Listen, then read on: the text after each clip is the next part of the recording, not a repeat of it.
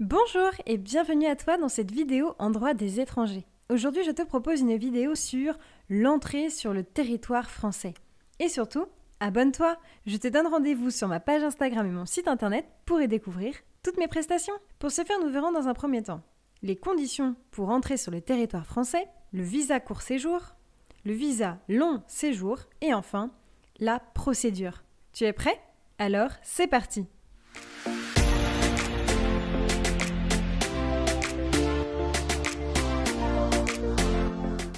Tout d'abord, regardons ensemble les conditions pour entrer sur le territoire français. Tout d'abord, note que la France fait partie de ce que l'on appelle la Convention l'espace Schengen.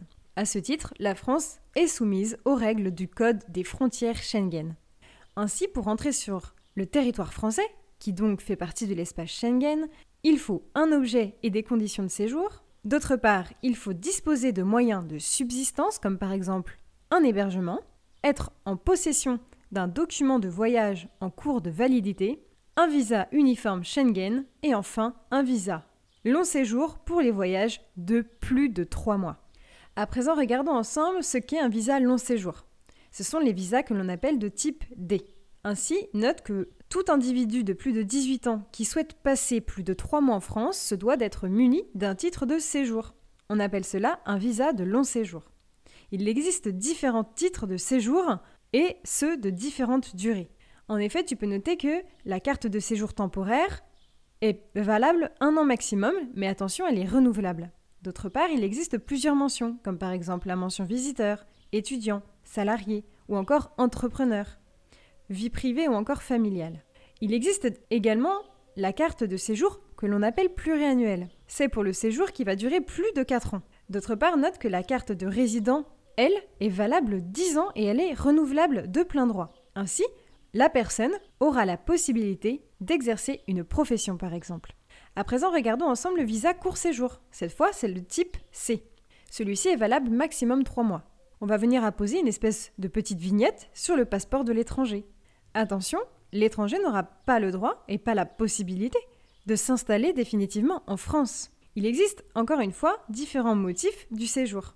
Le motif peut être celui d'un voyage touristique, d'un voyage professionnel, une visite familiale ou encore un stage. D'autre part, tu peux noter qu'il est important que l'étranger soit muni de différents documents. Tout d'abord, un justificatif de moyens de subsistance. D'autre part, un justificatif qui va garantir son rapatriement, comme par exemple le billet retour dans son pays d'origine. Également une assurance, une attestation d'accueil, comme par exemple une réservation d'hôtel, et enfin des documents sur l'objet de son séjour. Est-ce qu'il est parti pour des raisons familiales ou bien simplement touristiques? Il est important que l'étranger puisse le justifier. À présent, regardons la procédure. Ici, tout simplement, il faut faire une demande. En cas de refus, le préfet doit motiver sa décision. Il existe bien sûr des recours gracieux qui sont ouverts.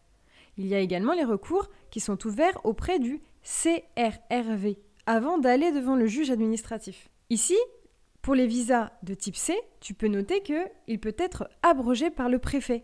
Enfin, tu peux noter que les étrangers, avant qu'ils aient reçu leur visa et l'autorisation de rentrer sur le territoire français, sont placés dans une zone que l'on appelle la zone d'attente. Et lorsque l'étranger a reçu son visa, alors il peut entrer en France. Voilà, j'espère que cette vidéo en droit des étrangers t'a intéressé et a su t'aider. En tout cas, n'hésite pas à t'abonner, à liker la vidéo, à me laisser un commentaire et je te donne rendez-vous sur ma page Instagram et mon site internet pour y découvrir mes fiches de révision et mes stages d'été. À bientôt!